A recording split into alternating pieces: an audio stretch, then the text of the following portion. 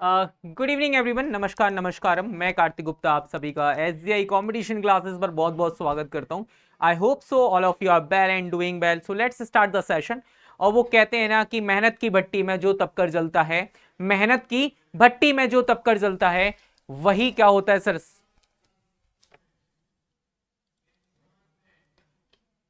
मेहनत की भट्टी में जो तपकर जलता है, मेहनत की भट्टी में जो तपकर जलते हैं, दुनिया में उन्हीं के सिक्के चलते हैं, दुनिया में उन्हीं के सिक्के चलते हैं। तो चलिए लेट्स स्टार्ट द सेशन। हम सेशन को स्टार्ट कर लेते हैं।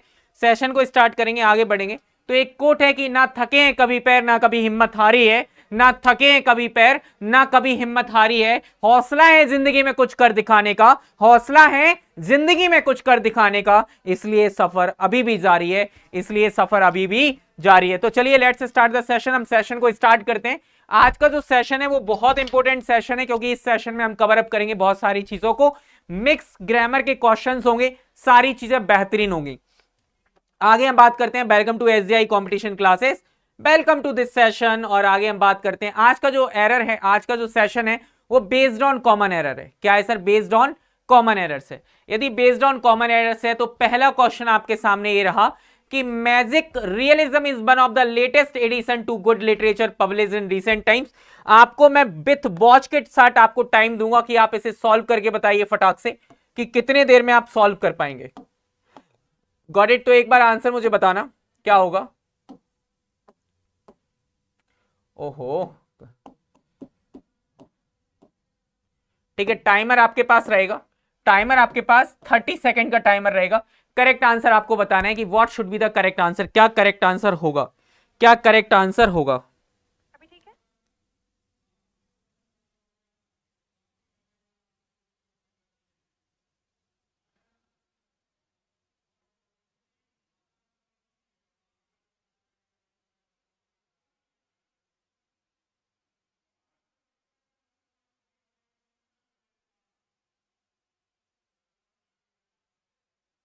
चलिए एक बार फटाक से मुझे आंसर देना, क्या होगा इसका? जल्दी से आंसर दीजिएगा, फटाक से गोली की रफ्तार में आंसर दीजिएगा, क्या होगा?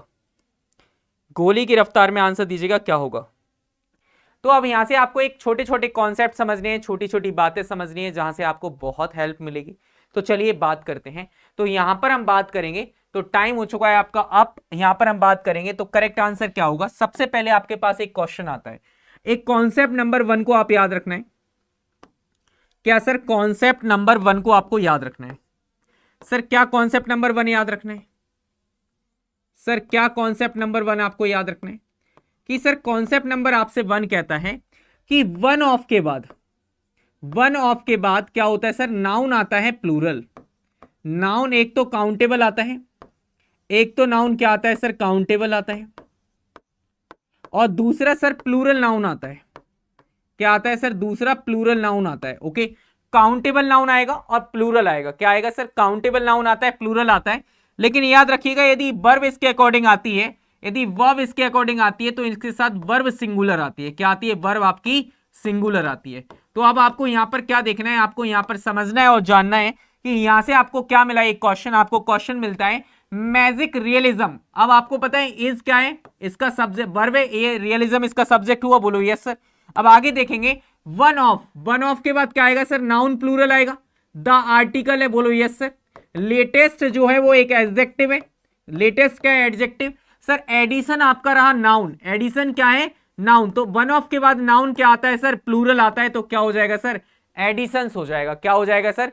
करेक्ट आंसर होगा sir additions to good literature publish in recent times.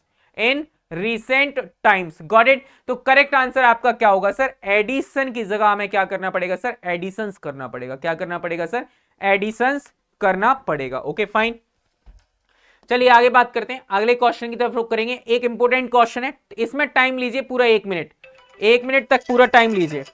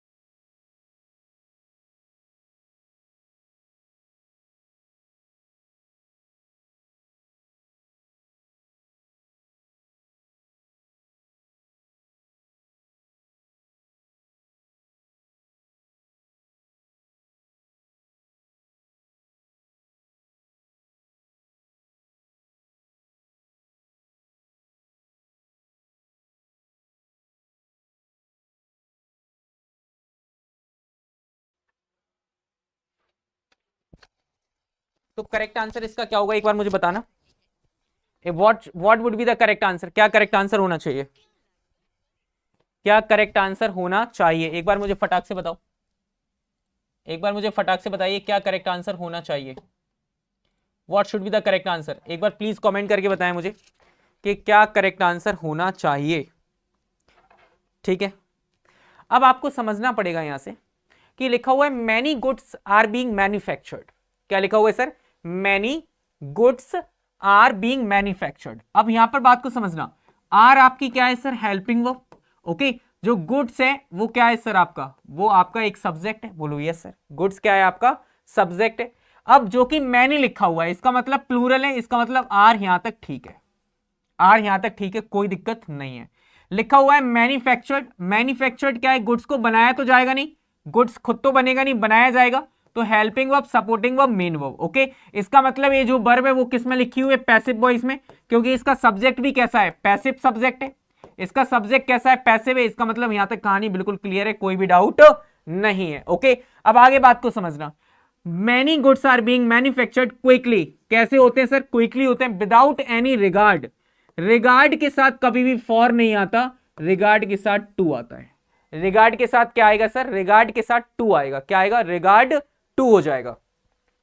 Any regard to quality and as consumers be must be aware of, aware के साथ क्या आता है सर, ऑफ आता है, अवेयर के साथ क्या आता है सर, ऑफ आता है, aware of are rights and the government should penalise them who indulge in unscrupulous practices, okay. तो इसका मतलब आंसर किस में होगा, किस पार्ट में एरर है, तो सर आपकी बी पार्ट में एरर है सर, रिगार्ड के साथ रिगार्ड फॉर नहीं होता सर, रिगार्ड टू होता है, क्या होता है सर, रिगार्ड टू का यूज करते हैं, ओके। चलिए आगे हम बात करते हैं, आगे बात करेंगे। लिखा हुआ है even though he found the subject very interesting he could not manage good marks in the examination. तो एक बार मुझे आंसर बताना क्या होगा, एक बार मुझे आंसर बताना क्या हो जाएगा, फटाक से आंसर देना, सी का आंसर क्या हो जाएगा,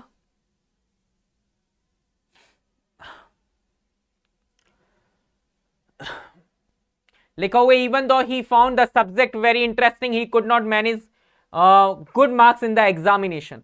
तो अब आपको पता है, देखो सुनो, दो आपका क्या होता है सर, दो आपका एक कंजंक्शन है, आपको यहां से समझना पड़ेगा, यहां से क्या जानना पड़ेगा सर कि दो एंड ऑल दो, सर दो एंड ऑल दो, ओके। सर जो दो है एंड ऑल दो है, सर दो है एंड ऑल दो है, ओके, ये आपके कंजंक्शन होते हैं, इनके क्या होते हैं सर, कंजंक्शन होते हैं। जो एक कंजंक्शन होते हैं इनके साथ हम किसका यूज करते हैं सर, येट का यूज करते हैं, किसका यूज करते हैं सर, येट का यूज करते हैं। लेकिन सर ये ऑप्शनल है, लेकिन सर ये क्या है सर, ऑप्शनल है, ओके, ये सर क्या है सर, ऑप्शनल है, ओके। यदि ये ऑप्शनल है इसका मतलब लिखो तो ठीक, ना लिखो तो भी ठीक, कोई जरूरत नहीं है, ओके। चलो गुड भैया, नमस्ते नमस्ते सभी को, हेलो। चलिए बात को आगे, बात को समझने की कोशिश करना, इसका मतलब दो के साथ येट आएगा और नहीं आएगा कोई दिक्कत नहीं है, ऑप्शनल होता है। आगे हमने लिखा ही आपका क्या हुआ सर, सब्जेक्ट हुआ। ही फाउंड, फाउंड आपकी मेन वर्ब, क्या पाया है इन्होंने, द सब्जेक्ट, जो सब्जेक्ट है ये सब्जेक्ट क्या हुआ, ऑब्जेक्ट हुआ। He found the subject very interesting, okay. उसे लगा कि यद्यपि सब्जेक्ट उसे बहुत आसान था उसके लिए, he could not manage good marks in the examination, लेकिन उसके एग्जामिनेशन में अच्छे मार्क्स नहीं आए, ओके। इसका मतलब यहां पर कोई भी एरर नहीं है। कुड क्या है आपकी मॉडल से, कुड क्या है सर, सुबह मॉर्निंग में 7 बजे से क्लास होती है आपकी वॉकअप की, तो कुड क्या है सर आपका मॉडल से। तो याद रखना कुड क्या होता है, चाहे वो कुड हो या वुड हो या शुड हो, कुड है, वुड है, मे है, माइट है, कुछ भी हो, मे है, माइट है, कुछ भी हो, ओके, माइट है, कुछ भी हो। तो याद रखना कुड है, वुड है, मे है, माइट है, कुछ भी है। तो इसके बाद क्या आएगा सर, इसके बाद हम किसका यूज करते हैं, इसके बाद वर्ब की फर्स्ट फॉर्म का यूज करते हैं, किसका फॉर्म का यूज करते हैं, वर्ब की फर्स्ट फॉर्म का यूज करते हैं। तो यहां पर मैनेज वर्ब की फर्स्ट फॉर्म आई हुई है, ओके। यहां तक बात क्लियर है।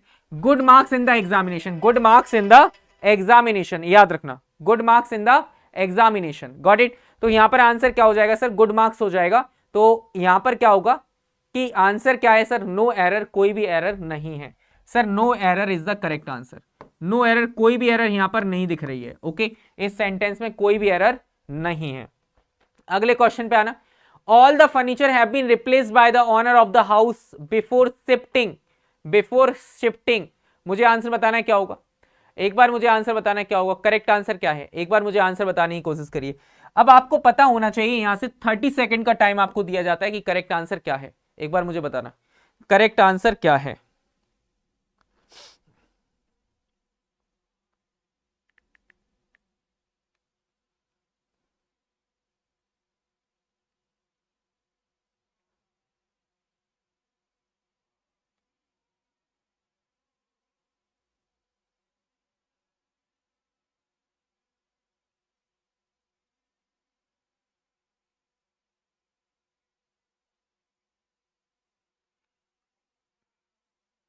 ओके, इसका करेक्ट आंसर बताना क्या होगा, एक बार बड़े ध्यान से आंसर दीजिएगा।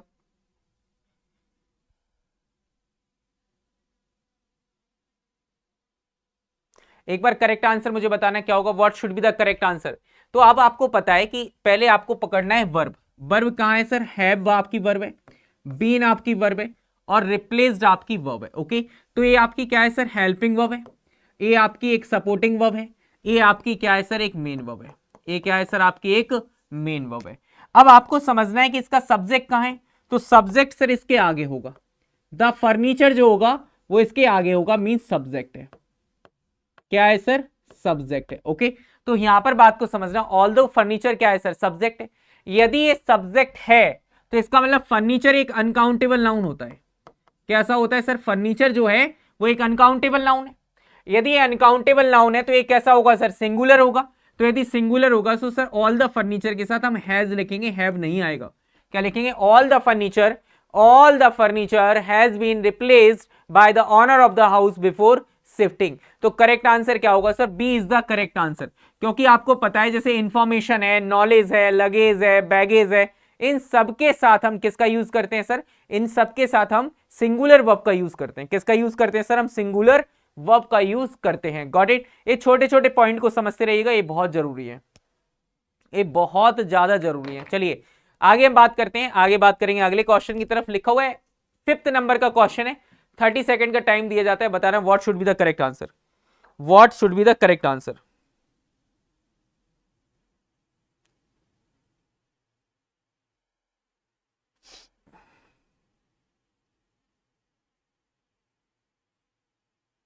एक बार मुझे आंसर बताना 6 नंबर का क्या होगा। लिखा हुआ है यहां पर, at least a quarter of the world's, at least a quarter of the world's corals have lost over the past 20 years, and as climate change warms the ocean and additional carbon dioxide will make the water more acidic and further destroying coral reefs. Answer मुझे बताना है क्या होगा। तो अब आपको पता है यहां से आंसर क्या होगा सर, आंसर की यदि हम बात करेंगे तो लिखा हुआ है एटलीस्ट आ क्वार्टर। अब आपको समझना है ऑफ क्या है आपकी सर, ऑफ आपकी है preposition. Okay, the world's coral जो लिखा हुआ है ये किसका ऑब्जेक्ट है सर, ये प्रेपोजिशन का ऑब्जेक्ट है। ये क्या है सर, प्रेपोजिशन का ऑब्जेक्ट है। ओके, अब यहां पर हमें कहानी समझना है सर, यदि ये प्रेपोजिशन का ऑब्जेक्ट है तो आ क्वार्टर क्या हुआ सर, सब्जेक्ट हुआ। आ क्वार्टर क्या हुआ सर, सब्जेक्ट हुआ। और यदि आ क्वार्टर एक सब्जेक्ट है तो इसका मतलब ये सिंगुलर सब्जेक्ट है। एक कैसा सब्जेक्ट है सर, ये सिंगुलर सब्जेक्ट है। इसका मतलब सर हैव नहीं, यहां पर तो हैज आना चाहिए। अब हैज जो है, हैज के बाद यदि हैव और हैज हैड, हैव हैज और हैड, हैव हैज हैड जो है, यदि सेंटेंस में हेल्पिंग वर्ब का काम करेंगे, किसका काम करेंगे सर, यदि ये सेंटेंस में हेल्पिंग वर्ब का काम करेंगे तो इनके बाद एक मेन वर्ब आएगी। क्या आएगी सर, इनके बाद एक मेन वर्ब आएगी। और जो सर जो मेन वर्ब आएगी वो हमेशा थर्ड फॉर्म में आएगी। किस में आएगी सर, मेन वर्ब आएगी वो थर्ड फॉर्म में आएगी। Got it. तो इसका मतलब क्या हो जाएगा सर, लॉस्ट हो जाएगा। क्या हो जाएगा सर, लॉस्ट हो जाएगा। ओवर द पास्ट 20 ईयर्स, अब आपको पता है कि sir over the past 20 years लिखा हुआ है, इसका मतलब प्रेजेंट परफेक्ट कॉन्टिन्यूअस, बिल्कुल सही है। As climate charge bombs the ocean addition, अब देख रहे हो क्लाइमेट चार्ज के लिए, क्लाइमेट जो चार्ज है वो क्या कर रहा है सर, वॉर्म्स कर रहा है ओशन को। तो यहां पर भी कोई दिक्कत नहीं है। द एडिशनल कार्बन डाइऑक्साइड, मतलब द एडिशनल कार्बन डाइऑक्साइड जो है वो mail make the more acidic further destroying and coral reefs. Okay, क्या यहां तक बात क्लियर है, क्या यहां तक किसी को डाउट है। नहीं है ना, तो चलिए आगे की तरफ रुक करते हैं और आगे की तरफ बात को समझने की कोशिश करते हैं। अगला क्वेश्चन ये आपके सामने रहा कि बताना आंसर क्या होगा इसका। 30 सेकेंड, 1 मिनट आपको वापस से दिया जाता है, मुझे आंसर बताओ क्या होगा। What should be the correct answer, please tell me what should be the correct answer. फटाक से मुझे बताना एक बार फटाक से बताने क्या होगा करेक्ट आंसर।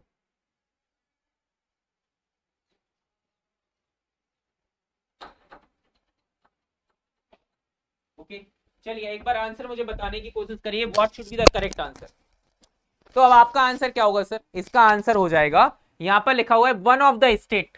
क्या लिखा है sir? One of the state.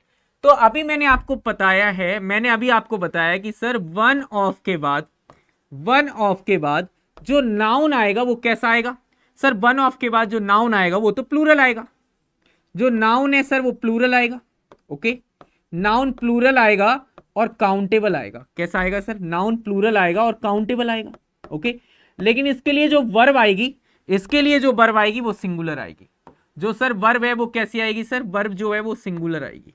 कैसी आएगी सर? वर्ब सिंगुलर आएगी। ओके, तो याद रखना यहां पर वन ऑफ के बाद क्या आएगा? नाउन प्लूरल आएगा और वर्ब क्या आएगी सर? सिंगुलर आएगी। Got it? अब यहां से बात को समझना है, यहां से आपको कहानी को समझना है कि वन ऑफ द स्टेट, तो यहां पर क्या होगा sir? One of the states हो जाएगा। क्या हो जाएगा? One of the states in which Satyagraha was offered was Rajkot. अब देखो वॉज ऑलरेडी क्या है सर? वन के अकॉर्डिंग वर्ब लिखी हुई है, वन के अकॉर्डिंग वर्ब आई है, तो वर्ब बिल्कुल सही है। Was Rajkot where I spent my youth. Okay, ये आपका पता होना चाहिए, गांधी जी का कोट था। चलिए आगे बात करते हैं, अगला क्वेश्चन की तरफ रुक करते हैं। अगले क्वेश्चन के लिए फिर 30 सेकंड दिए जाते हैं, आंसर मुझे बताना क्या होगा। Never before in the history of music have music superstar been able to command an extraordinary feat of this kind they do today। मुझे आंसर बताना क्या होगा।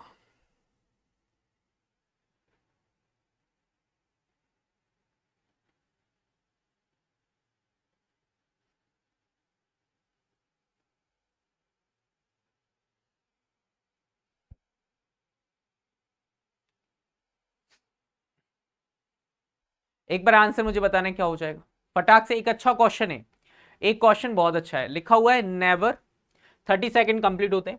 लिखा हुआ है नेवर, क्या है सर? लिखा हुआ है sir never before in the history of music. Never before in the history of music. Okay, अब यहां पर बात को समझना है सर। जो इन है वो आपकी प्रेपोजिशन है सर। जो इन है वो आपके लिए क्या है सर? एक प्रेपोजिशन है। द हिस्ट्री जो है सर वो इसकी एक ऑब्जेक्ट है। ओके, ऑफ जो है सर वो एक प्रेपोजिशन है। ओके, और म्यूजिक जो है वो सर वो इसका ऑब्जेक्ट है। ओके, क्लियर कहानी? अब यहां पर बात को समझना है, इन्होंने एडवर्ब पहले दे दिया, कोई बात नहीं। हैव सर क्या है सर? आपकी हेल्पिंग वर्ब है और बीन आपकी क्या है सर? मेन वर्ब है। ओके, तो यहां पर जो म्यूजिक सुपरस्टार्स लिखा हुआ है सर ये आपका नाउन है जो कि प्लूरल है। नाउन कैसा है सर? प्लूरल। तो म्यूजिक सुपरस्टार के अकॉर्डिंग हैव बिल्कुल ठीक है, कोई दिक्कत नहीं है। आगे बात को समझना, बीन एबल, एबल एडजेक्टिव है, एबल के साथ टू का यूज करते हैं, कोई दिक्कत नहीं। Able to command as extraordinary fees of this kind they do today. Okay, इसका मतलब आपको पता है एज का यूज किया है और यहां पर दिस काइंड का यूज किया है। इसका मतलब जब आपको किसी भी चीज में सिमिलरिटी दिखानी होती है, क्या दिखाना होता है सर? सिमिलरिटी दिखानी होती है, तो या तो हम सो एज का यूज करते हैं, या तो सर फिर हम एज का यूज करते हैं, या तो सर हम फिर किसका यूज करते हैं सर? हम एज का यूज करते हैं। बोलो यस सर। या तो हम किसका यूज करते हैं सर? या तो हम सो एज का यूज करते हैं, या तो फिर हम सर एज का यूज करते हैं। इसका मतलब सर ये दिस काइंड को काटकर हमें ऑफ को काटकर हमें क्या लिखना पड़ेगा? As extraordinary fees as this kind they do today.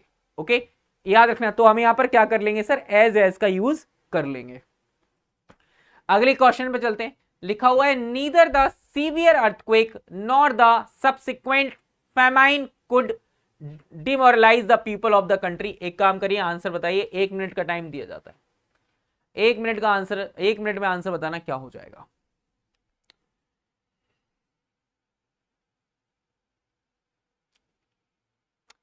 इस क्वेश्चन को इतना घिस घिस के पढ़ाया, इतना घिस घिस के पढ़ाया कि क्या बताएं।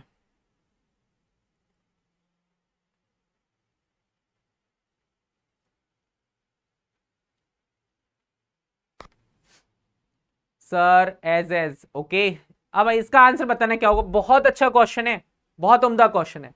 यस, बहुत सिंपल बेसिक कॉन्सेप्ट पर क्वेश्चन है एग्जैक्टली में। अब यहां से बात को समझना, यहां पर क्या लिखा हुआ है सर, यहां पर लिखा है neither the severe earthquake okay nor the subsequent famine could क्या है सर, आपका मॉडल से मींस हेल्पिंग वर्ब। और आपको पता है दुनिया के जितने भी मॉडल्स हैं, दुनिया का कोई भी मॉडल्स हो, दुनिया का कोई भी मॉडल्स हो, इसके बाद हम किसका यूज करते हैं सर, मेन वर्ब की फर्स्ट फॉर्म का, मेन वर्ब की फर्स्ट फॉर्म का यूज करते हैं। बोलो यस सर, मेन वर्ब की फर्स्ट फॉर्म का यूज करते हैं तो सर डिमोरलाइज नहीं होगा सर, क्या लिखेंगे सर, डिमोरलाइज। क्या लिखेंगे सर, डिमोरलाइज ओके, याद रखिएगा डिमोरलाइज ओके। तो यहां पर करेक्ट आंसर क्या होगा सर, डिमोरलाइज्ड नहीं होगा सर, डिमोरलाइज होगा। क्योंकि मॉडल्स क्या होते हैं सर, जो मॉडल्स होते हैं वो न्यूट्रल होते हैं। जैसे मैंने कहा मैं खाना बना सकता था लेकिन मैं बनाया तो नहीं ओके। तो इसका मतलब क्या है, ना तो वो एक्शन कंप्लीट होते हैं ना ही वो इनकम्प्लीट होते हैं। गॉट इट, वो एक न्यूट्रल एक्शन की बात कर रहे होते हैं। किसकी बात कर रहे होते हैं सर, न्यूट्रल। और यदि वो न्यूट्रल एक्शन की बात करते हैं तो इनके बाद वर्ब की फर्स्ट फॉर्म का यूज किया जाता है ओके। आगे देखना, नीदर के साथ नॉर का पेयर आता है। एक काम करना, नीदर के साथ, किसके साथ सर, नीदर के साथ, सर नीदर के साथ हम नॉर का यूज करते हैं और ईदर के साथ हम और का यूज करते हैं।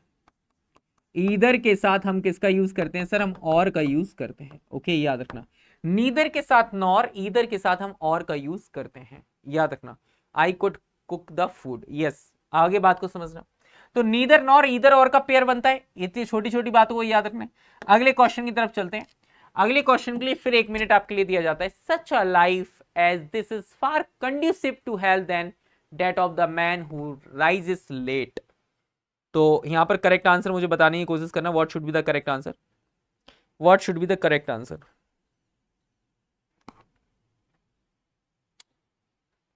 अब ये अच्छा क्वेश्चन है, बहुत बढ़िया क्वेश्चन है, बहुत प्यारा क्वेश्चन है। टेक योर टाइम, एक एक करके बताना, टेक योर टाइम। चलो, अब यहां पर हमने कहा सच अ लाइफ, क्या है sir, such a life as this is far conducive okay, far conducive to health than that of the man who rises late. वैसे बस टाइम इतना ही काफी है सर, सो फार नहीं होना चाहिए। अब यहां पर आप देखो, यहां पर लिखा हुआ है सर देन, यहां पर क्या लिखा हुआ है सर, देन। ये छोटे छोटे कॉन्सेप्ट है जो आपको समझना है सर। जो देन है वो क्या होता है सर, कंपैरेटिव डिग्री का कंजंक्शन है, conjunction of comparative degree okay, एक कंपैरेटिव डिग्री का कंजंक्शन है ओके। तो यहां पर क्या लिखा हुआ है, conducive to health than that of the man who rises late okay. तो यहां पर आपको याद रखना है, यहां पर क्या हो जाएगा सर, जो आपके पास टू हेल्थ तो वर्ब है लेकिन कंडीसिव क्या है, एडजेक्टिव है। कंडीसिव क्या है सर, एडजेक्टिव है। तो यहां पर हम लिखेंगे फार मोर कंडीसिव, क्योंकि कंपैरेटिव डिग्री में आपका कंपैरेटिव डिग्री का कंजंक्शन चाहिए। रेनू सो डेट कैसे हो सकता है, रेनू सो डेट कैसे हो सकता है, please tell me. Renu please मुझे बताइए कैसे पॉसिबल है, क्या है क्या यहां पर, नो पॉसिबल ही नहीं है। एक बार समझने की कोशिश करिए, क्या पॉसिबल है, सच में पॉसिबल है। सो डेट तो रिजल्ट बता देगा। हम्म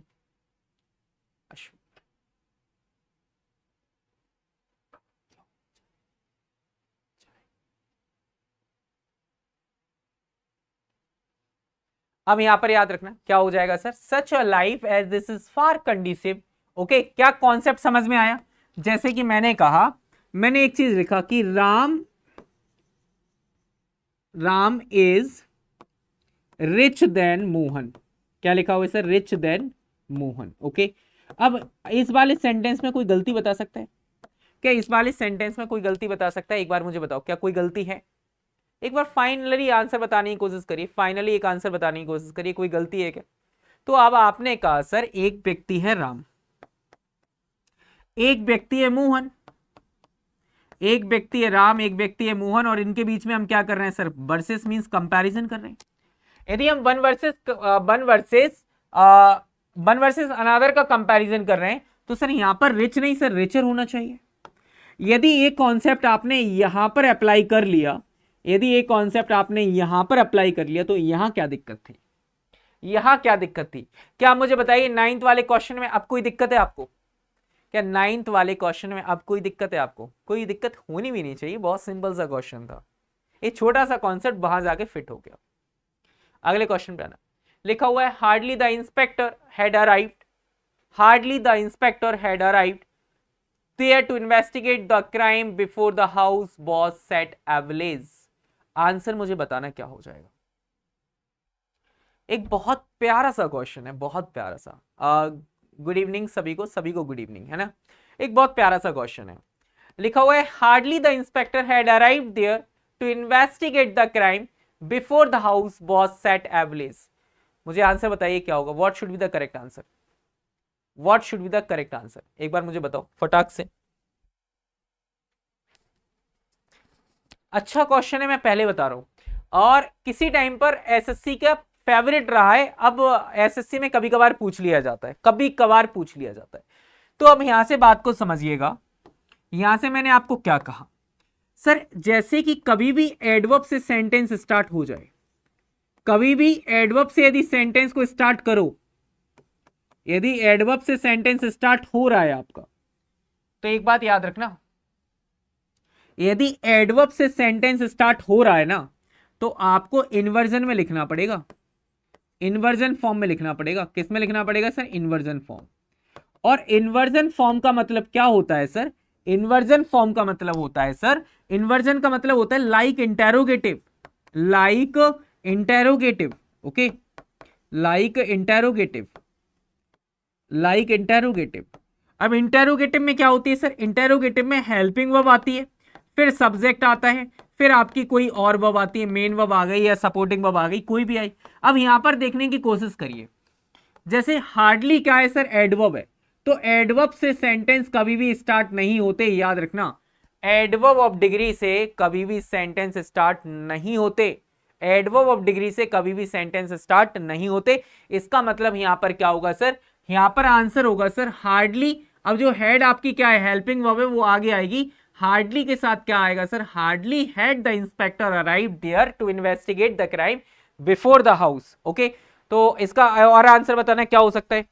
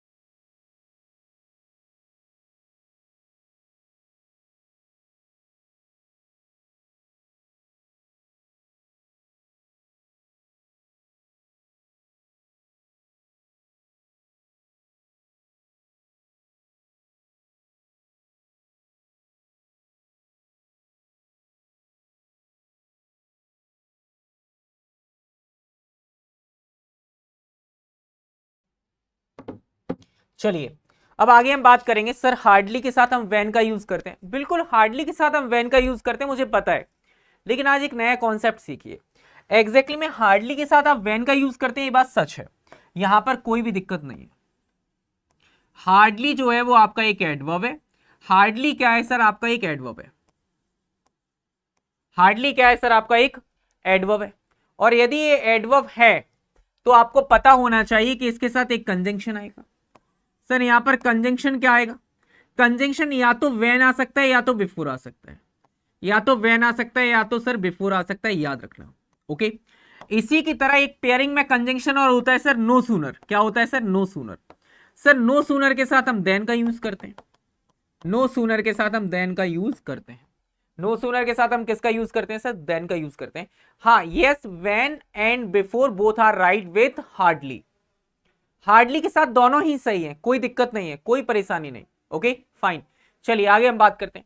आगे हम बात करेंगे, तो अगले क्वेश्चन की तरफ रुख करते हैं। लिखा हुआ है the man who I have often mention is one whose friendship I could wish to acquire because he purchases my steam. Answer मुझे बताना क्या होगा। बहुत अच्छा क्वेश्चन है, जबरदस्त क्वेश्चन है, अच्छा क्वेश्चन है। और प्रीवियस ए जितने भी क्वेश्चंस आप देख रहे हैं सारे प्रीवियस ईयर क्वेश्चंस हैं। एक बार बड़े प्यार से तरीके से आंसर देना। इंपॉर्टेंट क्वेश्चन है, मैं आपको मेंशन कर रहा हूं। यदि इस क्वेश्चन का यदि आपने आंसर दिया तो समझ लेना कि आप बहुत सही रफ्तार से पढ़ रहे हैं। सर वॉज बन होगा, ओके ओके, कोई बात नहीं। चलो सबसे पहले एक काम करते हैं। यदि यहां पर हु लिखा है, अब बात को समझना, यदि हु लिखा है तो हु एक सब्जेक्ट है। सबसे पहले सब्जेक्ट है तो इसकी अपनी एक मेन वर्ब होना चाहिए। तो सब्जेक्ट क्वेश्चन में छाटना, पहले मेन वर्ब को पकड़ना स्टार्ट करो। मेन वर्ब कहां पर है? तो पहली मेन वर्ब आती है सर ऑफन, मेंशन। पहली क्या है? मेंशन। ओके, मेंशन क्या है? आपकी एक वर्ब है, बोलो यस सर। इसका सब्जेक्ट है आई। ओके, अगली वर्ब है आपकी इज। ओके, इसका सब्जेक्ट है the one, the man. Okay, यहां से बात को समझना। अगली आपके पास है विश। ओके, अगला इसका सब्जेक्ट है आई। अगला सब्जेक्ट क्या है सर? आई। अगली आपकी मेन वर्ब है पजेसेस। अगली मेन वर्ब क्या है सर? पजेसेस। तो इसका सब्जेक्ट कौन है सर? ही। बाकी यदि सबके अपने सब्जेक्ट और अपनी मेन वर्ब है तो ये हु एक्स्ट्रा क्यों लिखा है सर? ये हु एक्स्ट्रा क्यों लिखा है? सबसे पहले एक कॉन्सेप्ट को मैंने बार बार बताया है और आज भी बताऊंगा। A number of subject is equal to a number of main verb. A number of subjects is equal to a number of subjects is equal to a number of main verbs। a number of main verbs, यदि एक sentence में जितने subjects हैं उतनी main verbs होंगी। यदि मानो कि यहां पर 4 सब्जेक्ट हैं तो 4 मेन वर्ब है। क्या दिक्कत है? इसका मतलब सर ये सब्जेक्ट नहीं होगा सर, ये ऑब्जेक्टिव केस में हुम होगा। ज्यादा दिमाग लगाने की जरूरत है ही नहीं, बिल्कुल दिमाग लगाने की जरूरत नहीं है। क्या समझ में आया? क्या समझ में आया? यदि हु एक सब्जेक्ट है, हु क्या है? एक सब्जेक्ट है। तो हमने क्या कहा? एक सेंटेंस में जितनी मेन वर्ब्स होंगे उतने सब्जेक्ट होंगे। या तो दुनिया भर के कॉन्सेप्ट लगाते हुए घूमो कि ये होगा, वो होगा, वो होगा। नो, क्लियरली कहा नहीं। A number of subject is equal to a number of main verb. यदि इसका मतलब क्या हुआ? जितने सिर होंगे उतने इंसान होंगे। जितने सिर होंगे उतने ही क्या होंगे सर? इंसान होंगे। तो क्या दिक्कत है मुझे बताओ? कोई दिक्कत यहां तक? आई होप सो कि होनी भी नहीं चाहिए। अगले क्वेश्चन की तरफ रुख करते हैं। अगले क्वेश्चन को मुझे आंसर बताने की कोशिश करिएगा।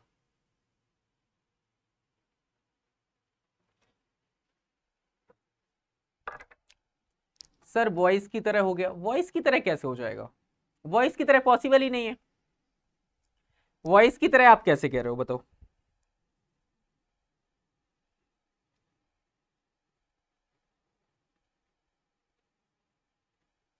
चलो आंसर मुझे बताओ क्या होगा। लिखा हुआ है यहां पर ऑल दो, एक क्वेश्चन है, अच्छा सा क्वेश्चन है, 12 नंबर का। आंसर दीजिएगा प्रॉपर। सर वॉइस की तरह, हम वॉइस की तरह तो नहीं कह सकते। खैर वॉइस वॉइस एक अलग मैटर हो गया, ये अलग मैटर था। हाँ, सब्जेक्ट और ऑब्जेक्ट वाला यदि आप सेंस लगा रहे हो तो बिल्कुल ठीक लगा रहे हो। सब्जेक्ट और ऑब्जेक्ट वाला सेंस लगा रहे हो तो ठीक लगा रहे हो।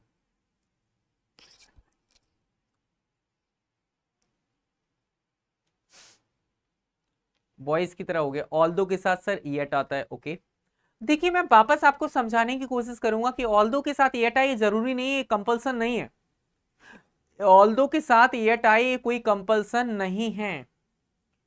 मैंने आपको क्या समझाया, यहां से पहले आप कॉन्सेप्ट समझिए। सर दो और ऑल दो, सर दो और ऑल दो याद रखना। दो और ऑल दो। ओके, चाहे वो सर दो हो या ऑल दो हो, इसका जो कंजंक्शन का हो सकता है वो येट हो सकता है। ऑप्शनल है, ऑप्शनल है। यदि कहीं पर बट दिया है तो आप येट कर सकते हो, लेकिन बट का यूज नहीं करोगे। यदि नहीं दिया तो कोई बात नहीं, कोई दिक्कत नहीं है। यदि नहीं दिया तो नहीं दिया, करेक्ट। तो यहां पर बात को समझना क्या होगा। मैंने यहां पर लिखा ऑल दो। ऑल दो तो आपका एक आपका कंजंक्शन है, बोलो यस। आगे लिखा हुआ है there is virtually no production in India. अब देयर इज नो प्रोडक्शन क्या है सर? इसका सब्जेक्ट है। नो प्रोडक्शन क्या है सर, सब्जेक्ट है, इसलिए नो का मतलब क्या हुआ, जीरो। नो का मतलब जीरो, इसलिए वर्ब भी क्या हुई, सिंगुलर है, कोई दिक्कत नहीं। The encyclopedia Britannica, the encyclopedia Britannica. अब आपको पता है इंसाइक्लोपीडिया ब्रिटेनिका एक सब्जेक्ट है जो कि सिंगुलर है, जो कि सब्जेक्ट है सर वो सिंगुलर है, बोलो यस सर। यदि ये सिंगुलर सब्जेक्ट है तो सर यहां पर स्टीम थोड़ी होगा सर, स्टीम्स हो जाएगा। क्या हो जाएगा सर, स्टीम्स हो जाएगा। क्या हो जाएगा सर, स्टीम्स हो जाएगा। Got it. क्या होगा sir, steams is the correct answer. That India has perhaps the largest accumulated stock of silver in the world. Okay fine, चलिए अगले क्वेश्चन पे बात करते हैं। अगला क्वेश्चन, टेक योर टाइम, अच्छा क्वेश्चन है, टेक योर टाइम, 1 मिनट। क्या स्टीम समझ में आया? ठीक है, तो एक बार मुझे आंसर बताना क्या होगा, what should be the correct answer, what should be the correct answer, please tell me. अच्छा क्वेश्चन है, मैं आपको बता रहा हूं, बहुत प्यारा क्वेश्चन है। आपको पता है जिंदगी में सबसे बड़ा आंसर क्या होता है? जिंदगी में सबसे बड़ी बात होती है कि ये कह देना कि मुझमें कोई कमी नहीं है। जब यदि आप ये कहते हैं कि मुझमें कोई कमी नहीं है, इसका मतलब आप सर्वज्ञाता हो जाते हैं।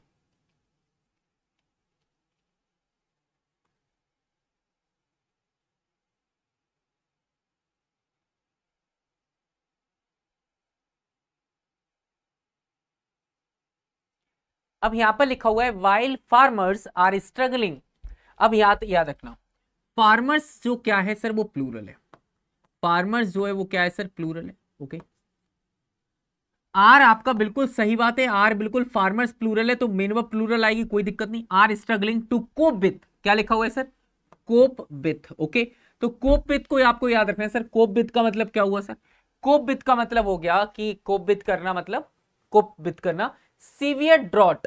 Drought crop companies are researching, जो आपकी क्रॉप कंपनीज हैं, जो क्रॉप कंपनीज है वो क्या कर रही है, रिसर्चिंग कर रही है। इसका मतलब यहां पर हेल्पिंग वर्ब ये आपकी मेन वर्ब, और ये आपका क्रॉप कंपनीज दूसरी सब्जेक्ट है। Okay, are searching base to breed crop that thrive in drought. इसका मतलब सर कोई एरर नहीं है, no error is the correct answer, no error is the correct answer, no error is the correct answer. क्योंकि समझिए बात को, verb और सब्जेक्ट ठीक है, उसके बाद 2+भी बनाई हुई है, ठीक है। अब विथ सीवियर ड्रॉट है, कोई दिक्कत नहीं। अब आगे आया सर क्रॉप कंपनीज जो हैं वो रिसर्चिंग कर रही है। रिसर्च किस चीज पे कर रही है, रिसर्चिंग बेस उन तरीकों पर टू ब्रीड क्रॉप, कि वो ब्रीड कर सकें क्रॉप को, डेट थ्राइव इन ड्रॉट, जो कि ड्रॉट में क्या हो जाती है सर, थ्राइव हो जाती है। एंड क्रॉप कंपनीज लिखने की जरूरत नहीं है, एंड क्रॉप कंपनीज लिखने की जरूरत नहीं है, समटाइम अंडरस्टूड होता है, समटाइम अंडरस्टूड होता है, डेट लिखा होता है। ओके, चलिए आगे हम बात करते हैं। अगला क्वेश्चन है, अगला क्वेश्चन बड़ा प्यारा है। Rohan ask the dealer, Rohan ask the dealer what the price of that bicycle was and whether it is really made in German। बहुत प्यारा क्वेश्चन है, मुझे आंसर बताना क्या होगा। Rohan ask the dealer that, Rohan ask the dealer, अब बात को समझना।